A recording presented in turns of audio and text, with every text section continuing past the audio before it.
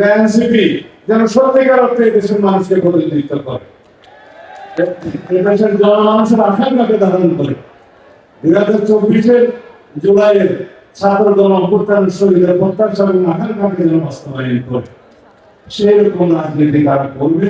এবং তাদের ম্যানিফেস্টো থেকে আমি উৎসাহিত হয়েছি। পূর্ব ম্যানিফেস্টো আমার মনে না থাকলেও আমি সেই ম্যানিফেস্টোর দিনে নাহিদের দাওয়াত পেয়েছিলাম, যেহেতু আমি নির্বাচনী এলাকায় ছিলাম, সেদিন আসতে পারিনি। মনোযোগ দিয়ে আমি ইশতেহারটা দেখেছি।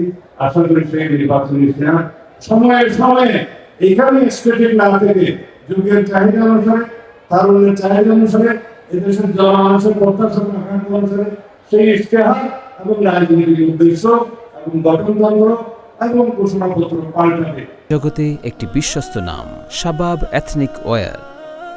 যে ঘোষণাপত্র এবং উদ্দেশ্য রাজনীতিতে এক জায়গায় দাঁড়িয়ে থাকে, তারা কখনো রাজনীতিতে এগিয়ে যেতে পারে না।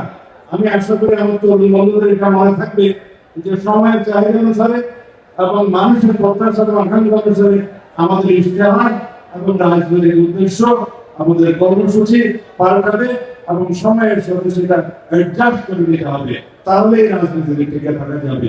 রাজনীতি কোনো স্ট্যাটিক বিষয় নয়, সেটা গতিশীল বিষয়। আমাদের সেই গতিশীলতাকে মেনে নিতে হবে।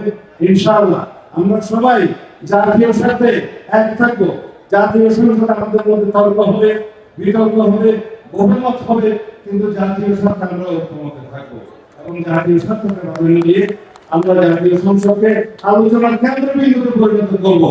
আগে আমি বলতাম জাতীয় সংসদটা ছিল বিন্দু, কেন্দ্র ছিল অন্য জায়গায় গণভবনে। সুতরাং আমরা সেই জায়গা থেকে বেরিয়ে এসেছি। এখন জাতীয় সংসদ হবে আলোচনার কেন্দ্রবিন্দু। জাতীয় সমস্ত ইস্যুতে সেখানে আমরা আলোচনা করে বিতর্কের মধ্য দিয়ে আমরা জাতিকে একটি দিক নির্দেশনা দিতে পারবো।